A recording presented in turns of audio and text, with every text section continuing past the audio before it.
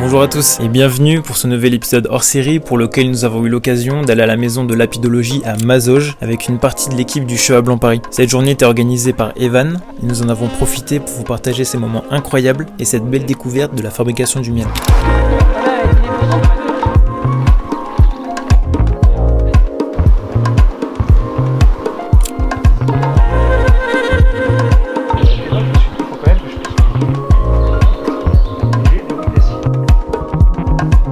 Une fois arrivés dans ce magnifique domaine qu'est la Sainte-Baume, nous avons été accueillis par Thierry Dufresne, sa fille Marine ainsi que Léopoldine. Autour d'un café, il nous raconta l'origine des abeilles ainsi que ses motivations à la création de la manufacture du miel en 2010, puis l'Observatoire français d'apidologie en 2014. Cette pureté que vous avez là, c'est incroyable. Et vous avez vu aussi que c'est pas une étiquette, c'est sérigraphié. En d'autres termes, c'est un produit de luxe, quoi. Quand on le présente comme ça, c'est un produit de luxe. C'est-à-dire, c'est mettre en valeur le travail, mettre en valeur le travail des abeilles et des apiculteurs. Vous avez déjà ouvert des ruches ? Non ? Bon, bah vous allez avec Léopoldine ouvrir des ruches. Après ce bel accueil, nous sommes donc partis découvrir l'environnement des abeilles et les ruches en la compagnie de Léopoldine, qui sera notre guide dans cette initiation que nous ne sommes pas prêts d'oublier. Je m'occupe de tous les ruchers qu'on a, de la conduite des ruchers, donc j'ai plusieurs apiculteurs qui travaillent avec nous et que je les drive, et de toute la partie sensibilisation de l'OFA. On a beaucoup de projets des fleurs pour les abeilles, qui est une grosse campagne, et l'école des abeilles où on va dans les écoles, on forme les professeurs, on leur donne tout un kit pédagogique et ensuite ils le font en classe. Et on fait une belle restitution avec les enfants. Et je fais aussi pas mal d'ouvertures de ruches avec nos partenaires pour vous faire découvrir une expérience un peu inoubliable. Les gants, on les met par-dessus. Ok ? Là, l'idée, c'est de faire un bon feu pour avoir un foyer bien et ensuite pour avoir de la fumée tout le temps. Mais elles sont pas là pour vous piquer. Encore une fois, l'abeille, elle ne pique pas, l'abeille, elle se défend. L'abeille, si elle vous pique, qu'est-ce qui se passe ? Vous avez déjà fait piquer plusieurs fois, non ? Hein ? Vous avez déjà fait Oh, moi, piquer. je me fais piquer chaque saison. Ça fait mal encore ? Non, j'ai besoin un peu du venin dans mon corps. Ils doivent se dire, elle est complètement barjot celle-là. La réponse est qu'elle meurt. Donc en fait, l'abeille, elle vous pique pas sans raison.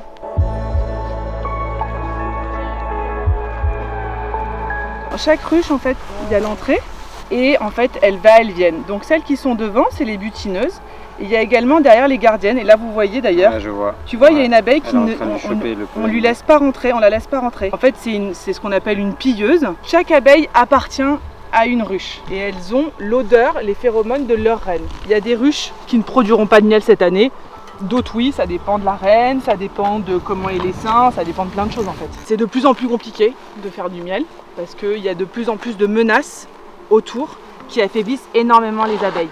Alors tout ce qui est là, au-dessus, ça c'est de la propolis. Donc en fait la propolis, c'est les abeilles qui vont chercher récupérer dans les arbres et dans les petits bourgeons des arbres. C'est un mix entre de la sève et leurs enzymes à elles le mélangent avec leur salive. Et en fait ça fait une espèce de pâte qui a énormément de vertus, qui est antibactérien, antifongique. Et elles colmatent la ruche. Elles n'aiment pas du tout l'humidité ni l'air, les abeilles. Donc en fait elles vont colmater. Si par exemple il y a un cafard qui rentre dans la ruche, il va mourir dans la ruche, elles vont pas pouvoir le sortir. Et ce qu'elles vont faire pour pas intoxiquer la ruche, elles vont l'embaumer de propolis. Et comme ça au moins il n'y aura pas de problème, elles n'auront pas les bactéries. Okay. Les cadres d'extérieur de rive, c'est les cadres où généralement elles mettent leurs réserves. Donc c'est là où elles vont mettre le pollen et le miel. Et les cadres au milieu, c'est là où il y aura le couvain avec la reine. Donc là c'est un essaim qui est pas ultra populeux mais ce qui est très bien pour le visiter. Au moins pour vous c'est moins compliqué. C'est incroyable. C'est incroyable. Dites-vous un truc, c'est que donc là ça miel. Ça miel parce qu'en fait on voit tout ce qu'il y a là au milieu, c'est du miel, c'est du nectar qui est en train de rentrer. Et là vous voyez comme j'ai enfumé, elles ont toutes le nez dans le nectar. Elles sont en train de manger. Et ça, c'est parce que vous les avez enfumées ? Ouais, en fait, quand on enfume, ça fait aussi un peu, c'est comme pour elles, comme s'il y avait un feu. Donc elles se disent, il va falloir qu'on parte de la ruche, il y a un danger. On se gave de miel. Juste, je termine sur les mâles. Les mâles, leur rôle principal, c'est de féconder la reine. Une fois qu'ils l'ont fécondée, ils meurent parce qu'ils perdent une partie de leur abdomen. Ils vont pas féconder la reine de leur ruche. Il va sentir les phéromones d'une autre reine qui est dans les alentours à 5 km. Et quand il sent qu'elle part faire son vol de fécondation, il va y aller, il va la féconder, il y a une quinzaine de faux bourdons qui la fécondent et ensuite eux ils meurent parce qu'ils perdent une partie de leur abdomen. Et la reine c'est le seul animal qui a une spermathèque. Elle va garder tous les spermatozoïdes dans elle, elle rentre à sa ruche et à partir de là elle ne sortira plus de la ruche et elle va pondre 2000 œufs par jour. Et en fait, elles pondent 2000 œufs par jour parce que si, il y a quasi la même quantité qui meurt par jour. Regardez, celle-là, elle a du pollen sur les pattes. Ah ouais.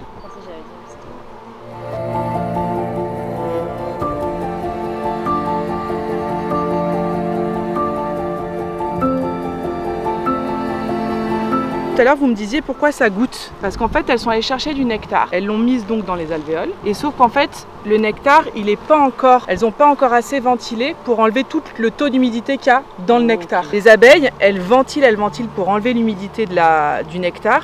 Et une fois que ça arrive à en dessous de 18% d'humidité, là, elles savent que le miel, il est bon. Et dans ces cas-là, elles vont l'operculer. Et là, j'en ai pas qui operculé encore parce que ça vient de rentrer sa miel en ce moment.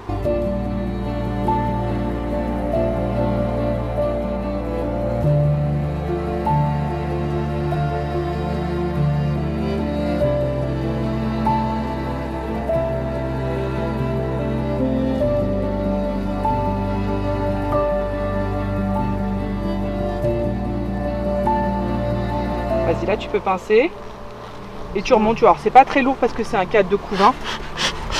Voilà. Super. Parce que quand c'est rempli de miel, ça devient lourd. Ouais. Ouais Fab. Ouais, j'ai le pouvoir. Oh bien. Elle met combien de temps pour en mettre Elle peut mettre du temps, surtout que si elle voit qu'on la regarde, Elle est cette timide. petite. C'est dans la pub Miel Pop, c'est plus vite. Hein. T'en as une, normalement t'as une nettoyeuse qui va venir un peu la nettoyer et lui donner aussi les infos du nettoyage en fait. Moi aussi à chaque fois j'ai envie de l'aider mais en fait c'est pas leur servir. Et regarde, Ça y est. essaie du... Ah ouais. Je chope une autre. Ouais, vas-y. Dans les piscines. Ouais. Ça y est. Ça y est, elle a ouvert ses ailes et tout. Ah.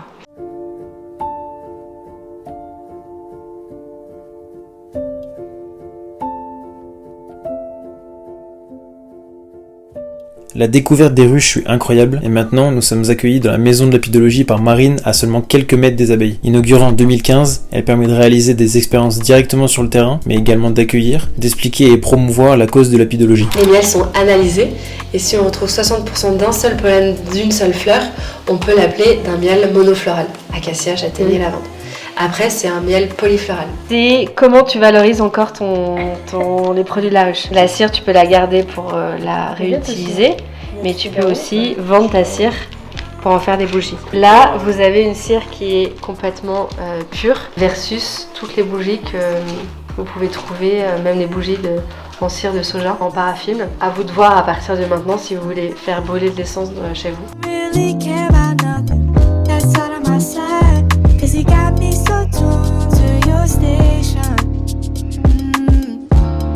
Cause everything can wait when we're dancing. Sipping on champagne. Static on my brain. When I'm with you, feel no pain. So let me just explain. Une journée de plus à rencontrer des producteurs de fous. C'est une chance honnêtement incroyable d'être ici. On est trop gâtés. Donc maintenant on va aller manger un peu de miel encore. Parce qu'on n'a pas assez mangé. Et à toutes, coupez.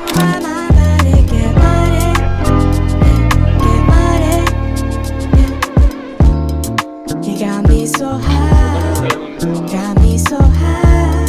Cause when you're around, the only thing on my mind is knowing you're mine. Après ce beau moment de partage et ce bon repas, il est temps pour nous de quitter ce lieu magnifique et surtout de remercier l'équipe de Lofa pour l'accueil chaleureux mais également pour tout le savoir qu'ils nous ont transmis sur un produit que nous utilisons au quotidien en pâtisserie. Cette découverte restera gravée dans nos mémoires et maintenant à chaque utilisation du miel, nous repenserons au travail prodigieux des abeilles et de leur importance dans l'écosystème. Merci de nous avoir écoutés et à bientôt pour un nouvel épisode.